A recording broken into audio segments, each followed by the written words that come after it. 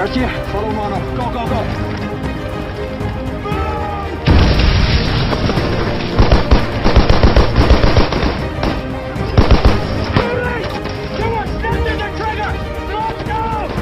Target! X-ray 4! 2,200 yards!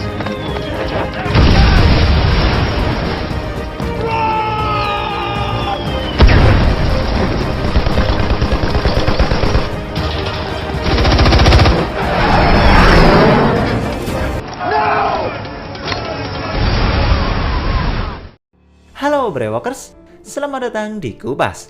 Kita ulas film asik seru. Di video kali ini saya akan mengupas alur cerita film The Siege of Chodotville tahun 2016.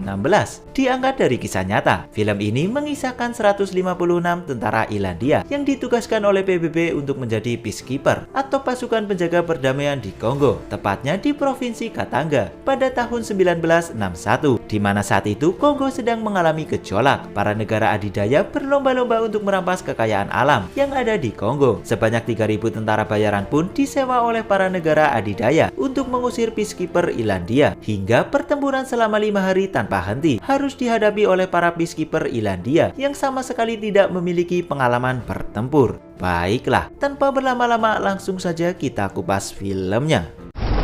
Get this out of here, go!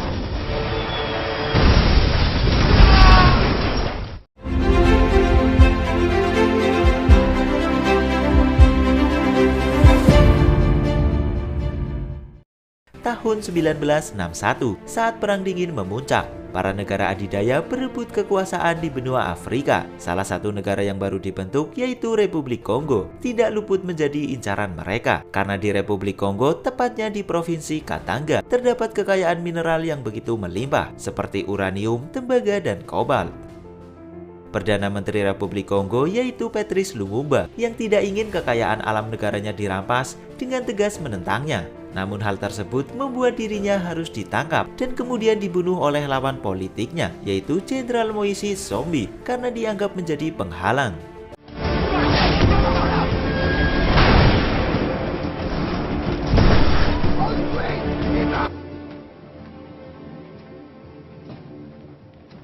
It's one way to look at it.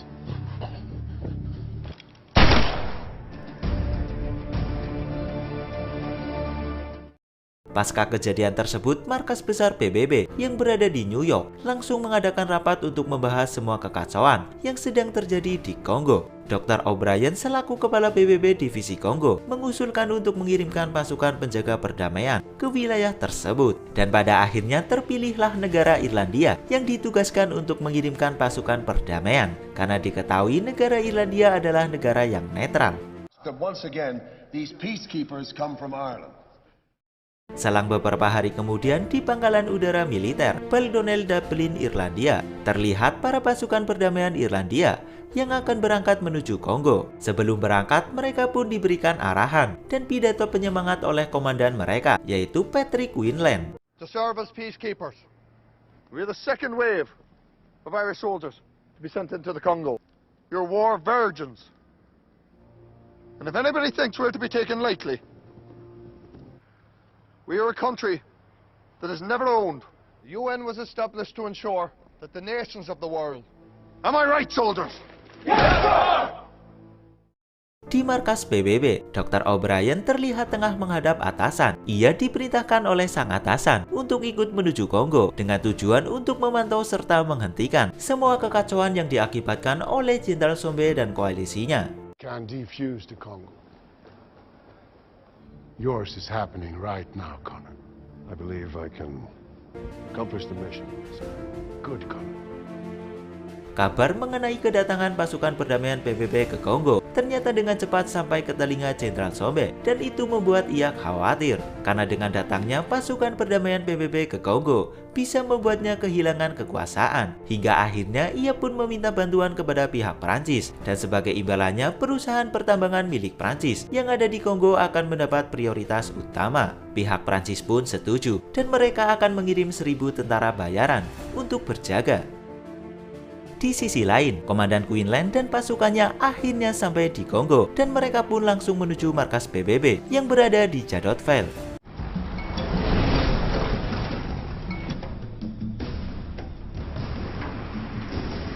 Namun di luar harapan, markas yang akan mereka tempati ternyata terletak di posisi yang sangat terbuka dan rawan dikepung oleh musuh dari berbagai arah. Komandan Quinlan yang menyadari hal tersebut langsung memerintahkan pasukannya untuk menggali parit dan membuat pertahanan.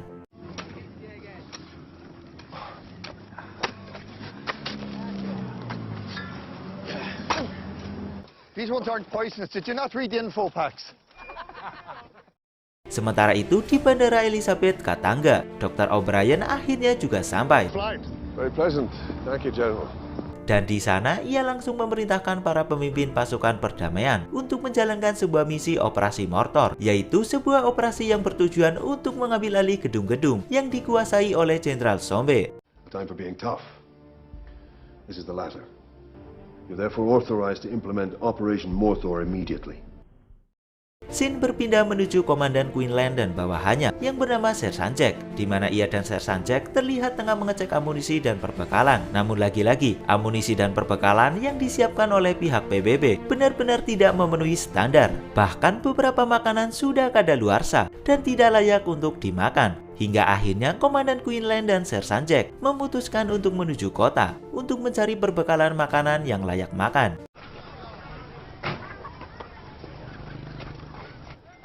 He was elected by the people. I don't think you'll find any of the bars here to your liking. The people around here are not particularly happy with how things are working out. Well, thank you for your time. Di sana mereka juga mengunjungi sebuah bar untuk minum-minum santai. Dan tanpa mereka sadari, ternyata di bar tersebut terdapat beberapa tentara bayaran yang disewa oleh pihak Perancis. To Paris. But I also have my orders. You follow all orders? Only took them 2 weeks to take over your entire country. Thank you very much, Commandant, for your visit. Sepulangnya dari bar, Komandan Quinlan dengan instingnya langsung memerintahkan Sersan Jack untuk melaporkan keberadaan tentara bayaran tersebut kepada Dr. O'Brien yang berada di markas PBB Elizabethville. Karena menurut Komandan Quinlan, keberadaan tentara bayaran tersebut di Jadotville agak sedikit aneh dan bisa saja itu menjadi ancaman bagi mereka. Sersan Jack pun melapor, namun Dr. O'Brien malah mengacuhkan kabar tersebut dan ia justru menganggap bahwa Komandan Quinlan berlebihan. Dr. O'Brien kemudian memerintahkan Sersan Jack untuk kembali ke markas Jadotville dan meminta Komandan Quinlan untuk tetap tenang serta tidak perlu khawatir mengenai keberadaan tentara bayaran. Di keesokan harinya, Dr. O'Brien yang tengah bersantai tiba-tiba mendapat kabar dari bawahannya bahwa operasi mortor yang mereka jalankan mengalami blunder, di mana para warga sipil Elizabethville yang tidak bersalah ternyata juga ikut menjadi korban dari operasi tersebut. Sebanyak 30 warga sipil tak bersalah tewas. Keadaan tersebut membuat Dr. O'Brien panik tak karuan. Ia meminta kepada bawahannya untuk tidak melaporkan kejadian tersebut ke markas besar PBB yang berada di New York. Serangan tersebut ternyata memicu amarah dari koalisi Jenderal Sombe. Melalui pihak Prancis, mereka menyuruh para tentara bayaran yang dipimpin oleh René Valquez untuk membalas serangan tersebut. We need to retaliate. Tanpa pikir panjang, René Valquez dan pasukannya pun langsung melakukan serangan balasan ke markas PBB yang berada di Jadotville. Fuckers came out of nowhere and just started shooting!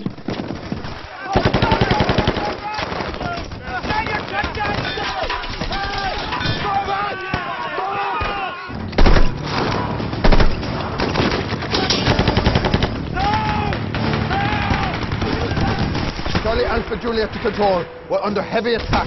He's gonna get us killed!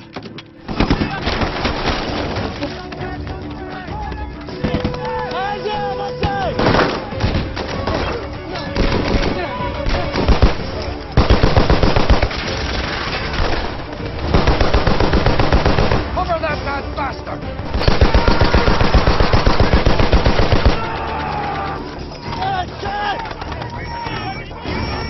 Dan pada akhirnya Komandan Quinlan beserta pasukannya berhasil memukul mundur para tentara bayaran pimpinan René Valquez. Di keesokan harinya, pasca kegagalan serangan kemarin, René Valquez berniat untuk melakukan serangan besar-besaran ke markas PBB yang berada di Jadotville. We're misinformed. They got lucky, but that only happens once. Va falloir vous sortir les doigts du cul maintenant!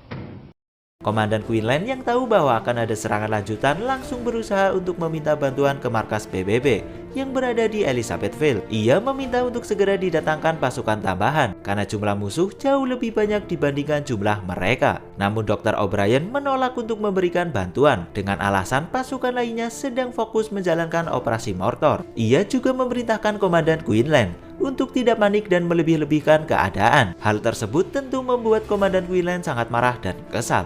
What went wrong with your plan, sir? We are company under siege and we require your assistance. When do our men come back in? Thank you, sir. Tidak selang lama, para tentara bayaran pimpinan Rene Valquez kembali melancarkan serangan, dan kali ini dalam jumlah yang lebih besar.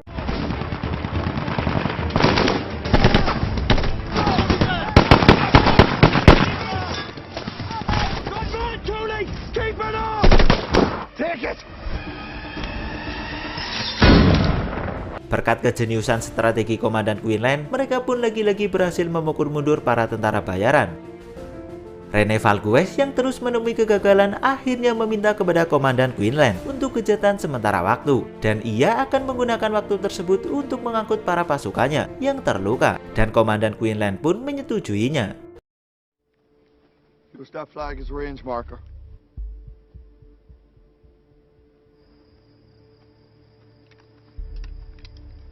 Namun ternyata itu hanyalah jebakan Rene Valquez saja. Ia ternyata mengerahkan pasukannya secara diam-diam di saat para medis sedang mengangkut para tentara bayaran yang terluka.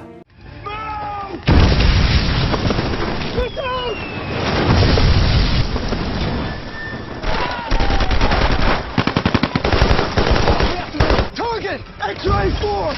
2,200 yards!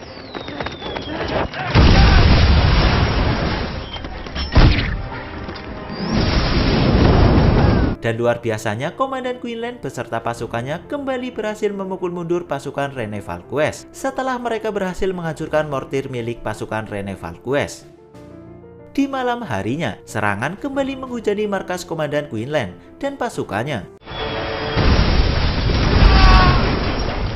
Serangan tersebut membuat gudang amunisi mereka hancur lebur dan hanya sebagian amunisi yang berhasil diselamatkan. Tidak hanya itu, para pasukan Rene Valquez ternyata juga meracuni air bersih yang ada di markas tersebut. Keadaan semakin kacau ketika Komandan Quinlan mendapat kabar bahwa pasukan tambahan yang sedang dikirimkan menuju Jadotfell tertahan dan tidak bisa melintas akibat diserangi pasukan Rene Valquez.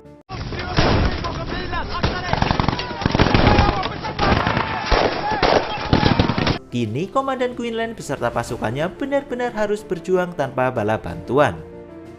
Sementara itu, di markas besar PBB yang berada di New York, kabar mengenai terbunuhnya 30 warga sipil Elizabethville dalam operasi mortor akhirnya sampai ke telinga para petinggi PBB. Rapat pun langsung diadakan dengan para perwakilan negara anggota PBB. Para perwakilan dari masing-masing negara mendesak PBB untuk segera mengatasi semua kekacauan tersebut. Dan pada akhirnya, Sekjen PBB akan terbang langsung menuju Kongo untuk bertemu dengan Jenderal Sombe dan mencoba bernegosiasi.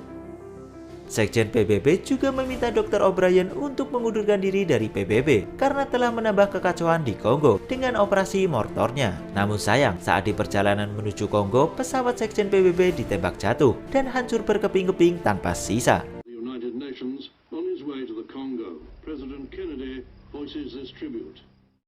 Adegan berpindah menuju Komandan Quinlan beserta pasukannya yang lagi-lagi harus menghadapi gempuran dari para tentara bayaran pimpinan Rene Valquez.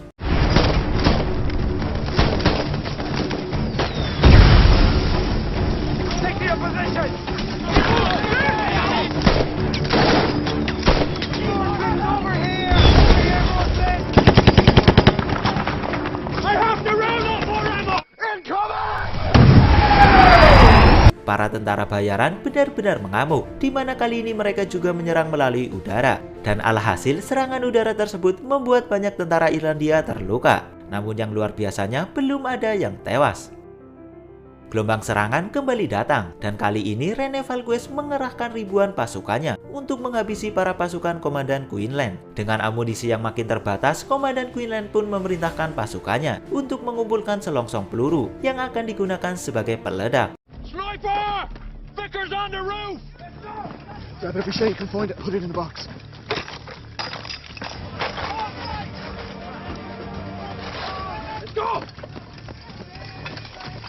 Get ready for it!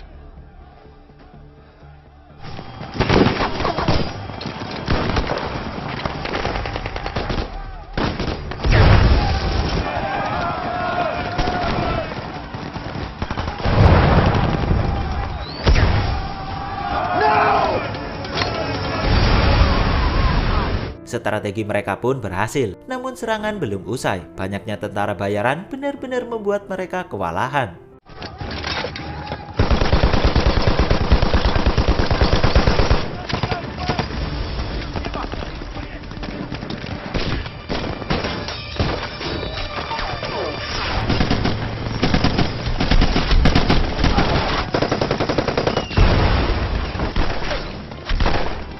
Bend the north flank!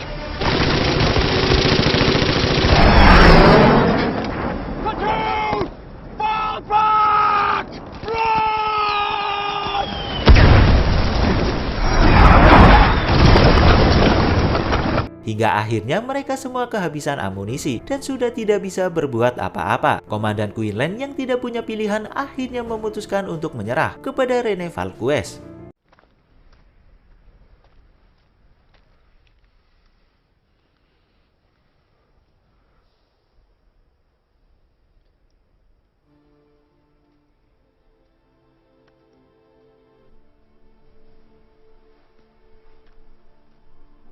We've used every bullet twice.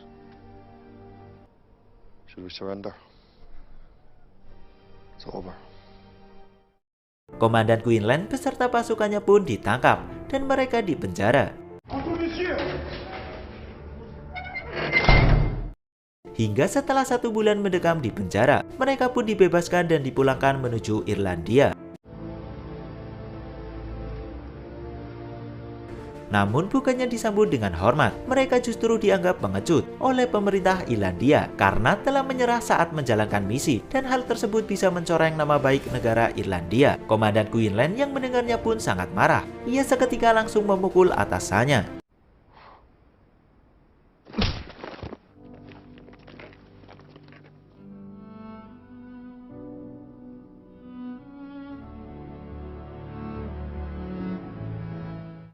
Selama pertempuran di Jadotville yang berlangsung 5 hari, para tentara Irlandia tidak ada satupun yang tewas. Dr. O'Brien yang gagal total dalam menangani kekacauan di provinsi Katanga, Kongo, akhirnya mengundurkan diri dari PBB. Sementara Rene Valquez melanjutkan menjadi tentara bayaran dengan memimpin kudeta di Afrika dan Timur Tengah, serta menjadi salah satu pasukan Prancis yang sangat dihormati. Pada akhirnya pemberontakan di Katanga berhasil dihentikan pada tahun 1963 ketika pasukan PBB mengalahkan pasukan Katanga. Jenderal Sombe yang terbukti bersalah memilih untuk melarikan diri hingga akhirnya ia pun tewas pada tahun 1969 akibat serangan jantung di rumah tahanan yang berada di Aljazair. Pada tahun 2005, Komandan Quinlan dan pasukannya akhirnya diberikan penghargaan berupa gelar pahlawan oleh pemerintah Irlandia. Dan film pun rampung. Baiklah, itu dia alur cerita film The Siege of Jadotville. Jika kalian suka dengan video ini, silahkan tinggalkan like. Dan jangan lupa subscribe channel ini, serta nyalain notifikasinya. Saya Richie pamit, salam Brewokers.